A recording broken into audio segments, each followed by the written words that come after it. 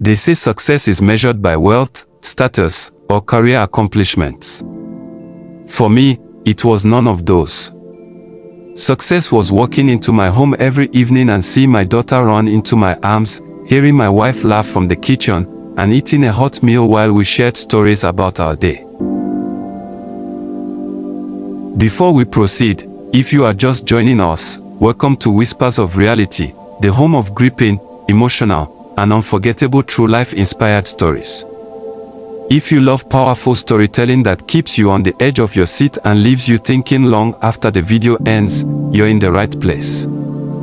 Don't forget to hit the subscribe button, like this video, and share it with a friend. Trust me, you won't want to miss what's coming next. Now, let's dive in. My name is Frank. I was a senior partner at one of Lagos' most prestigious corporate law firms. A man who built a name from scratch. But more than anything, I was a family man. For 10 years, I poured my soul into two things, my work and my home. My wife, Janet, and my daughter, Tolia, were my world. I had bought us a beautiful duplex in Lekki Phase 1, with marble floors, a serene garden, and enough room for a future I had thought would last forever. Janet was my university sweetheart. The woman who stood by me when all I had was a rusty Toyota and a dream. Or so I believed. For the first 8 years, we were a model couple. We held hands in public, prayed together, and had dinners with friends who envied our closeness. But something shifted after the 8th year. Janet became colder, quieter. She rarely smiled at my jokes, barely touched me, and never initiated intimacy. I noticed, but I chalked it up to stress or maybe hormonal changes. She always brushed it off when I asked. I was too in love, or perhaps too blind, to see the warning signs. It was a rainy Thursday evening in August. I was returning from a client meeting in Victoria Island, driving along Ozomba Madu when a truck swerved out of nowhere. I slammed the brakes, but it was too late. The last thing I remembered was the screech of metal against metal and my head hitting the steering wheel. When I opened my eyes, the white lights of the hospital ceiling blurred my vision. My legs were numb. Tubes ran in and out of my arms. I felt like a broken machine. A few days later, the doctor came into my hospital room with a file in hand. After he had checked my vitals, he said, "Mr. Frank, I have some bad news." Then came the words I will never forget. "The spinal damage is severe. You may never walk again." He said it, right there, in front of Janet. I turned to her. Her expression was unreadable. No tears. No gasp. Just a deadpan look like she was observing a business transaction. Hope still lived in me. I begged for second opinions, third opinions, anything. I wasn't going to surrender to that fate. I had too much to live for. But it wasn't the accident that broke me. It was what came after. 2 days later, Janet walked in with her handbag slung across her shoulder. She didn't approach the bed. She didn't touch my face.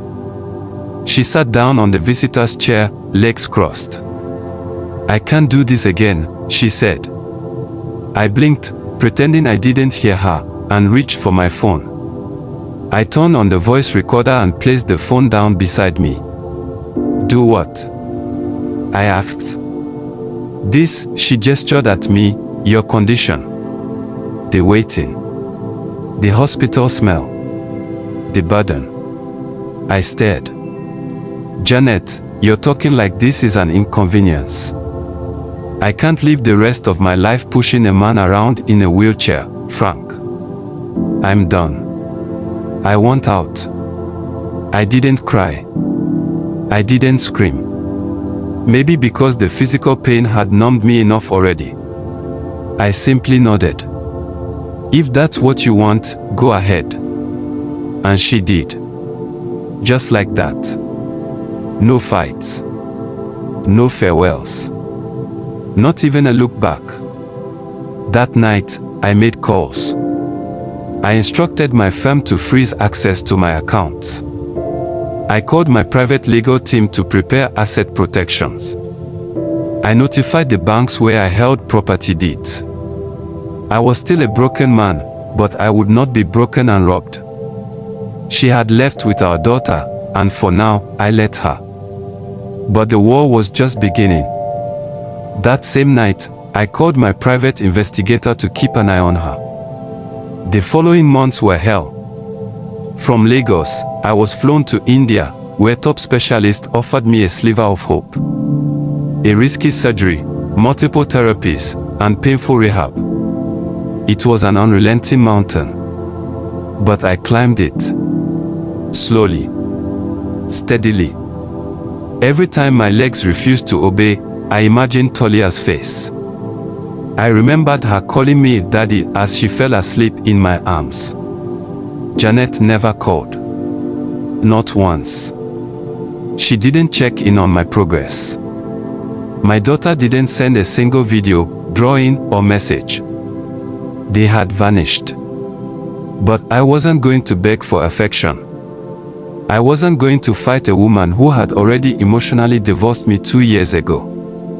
I focused on my body, my mind, and my vengeance. When I finally stood on my feet again, I wept. Not because I could walk, but because now I could run toward justice. I returned to Lagos quietly, without announcements. The city hadn't changed much. I got every update I needed about Janet and her new life from my private eyes. I visited Tolia's school during dismissal. I stood by the fence, watching children run to their parents.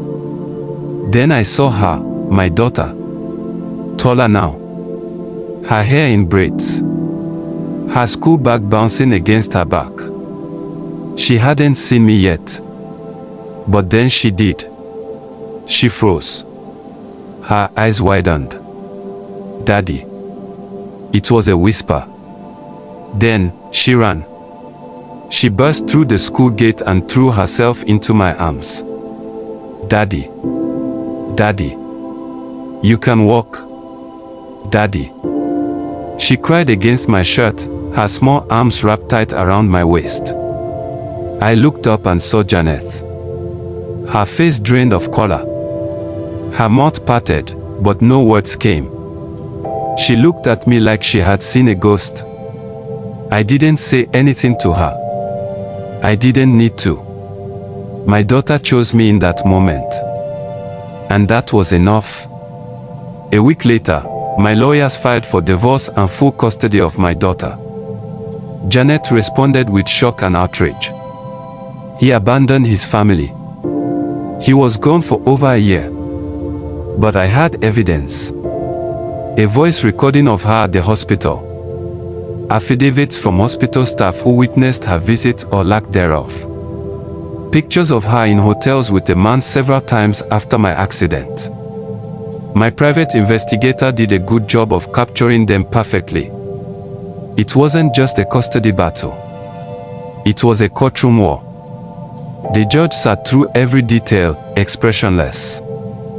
Janet's attorney tried to paint me as a bitter, vengeful man. I didn't flinch. My lawyer played the recording where she said, "I can't live the rest of my life pushing a man around in a wheelchair." Even the stenographer paused. The day of judgment was come. The courtroom was quiet. The judge cleared his throat. This case is not just about divorce and parental custody, but about moral duty, integrity, and human decency. He turned toward Janet. Your abandonment of a legally wedded husband during a medical crisis, coupled with evidence of infidelity and emotional neglect, presents grave concerns to this court and is a solid ground for divorce. He turned to me. Mr. Frank, this court awards you full custody of your daughter, Tolia. I didn't smile. I didn't celebrate.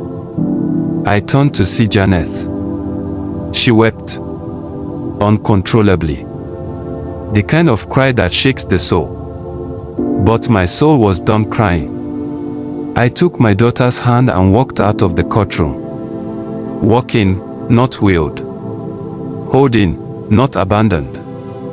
Tolia and I built a new life in Banana Island. Every night, I read her bedtime stories. We made pancakes every Saturday. I taught her chess, and she made me proud when she won a junior competition. Sometimes, she asked, "Why did Mom leave?" I never poisoned her against Janet. I simply said, "Some people forget what love is supposed to look like." Tolia had seen enough to understand. Janet tried to appeal the case 3 times. Each one was dismissed. Eventually, I heard she had moved to Port Harcourt. Alone. I never called. I didn't need to. I had won, not just in court, but in silence. When I said I do, I meant it. Through better. Through worse. But not everyone means what they vow. She left me at my lowest, but she didn't know I would rise.